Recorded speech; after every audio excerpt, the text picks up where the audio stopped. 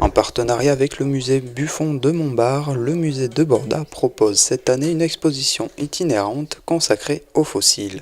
Il s'agit d'une exposition avant tout historique sur l'histoire des sciences au XVIIIe siècle. Donc le visiteur est vraiment invité à déambuler dans les cabinets d'histoire naturelle du XVIIIe siècle. Donc c'est vraiment le parti pris de l'exposition. Voilà, les cabinets tels qu'ils pouvaient l'être au XVIIIe, par spécialité, les fossiles regroupés par morphologie, voilà, on les comparait anatomiquement.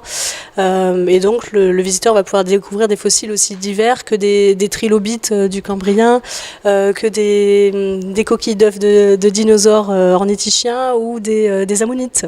Les visiteurs se retrouvent donc plongés au siècle des Lumières avec pas moins de 300 spécimens exposés, permettant d'offrir une vision panoramique des espèces ayant existé à différentes ères.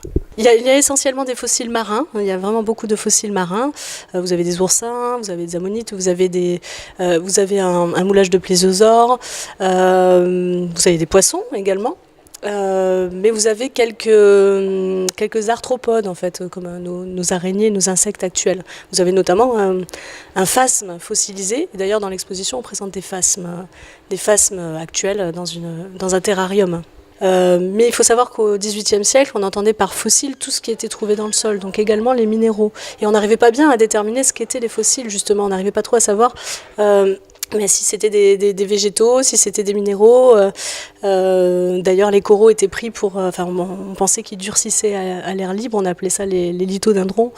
Et puis il y avait beaucoup de croyances autour de ces fossiles-là. Par exemple, les ammonites tirent leur nom de la divinité gréco-égyptienne Zeus Ammon.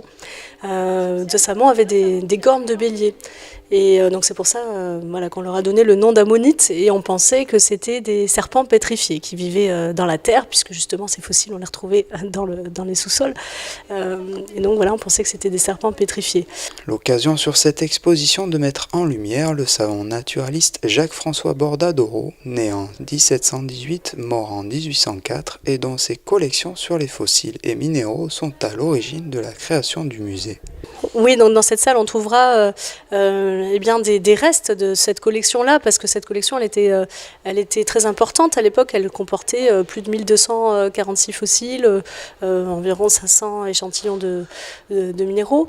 Mais aujourd'hui, au musée de Borda, nous avons une collection de fossiles non identifiés en fait, et de minéraux, dont il est bien difficile de savoir lesquels provenaient de cette collection initiale.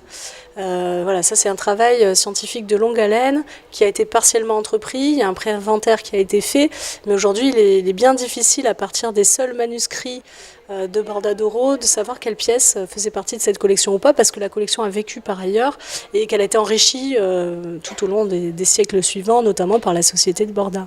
Une fascinante exposition à découvrir tout le long de l'année avec diverses animations scientifiques et ludiques qui seront proposées chaque mois dans le cadre de l'exposition. Alors l'exposition est présentée jusqu'au 29 décembre 2018. Il y a plusieurs temps forts, donc ça sera comme chaque année la nuit des musées. Donc les journées du patrimoine toujours en septembre, les samedis 15 et dimanche 16 septembre. La fête de la science aussi, la fête de la science en octobre. Donc voilà, ce sont les trois temps forts de l'année. Et tout au long de l'année, des conférences, des animations ludiques pour les familles, pour les enfants, pour les publics en situation de handicap. Donc il ne faut pas hésiter à consulter la programmation sur le site internet de la ville.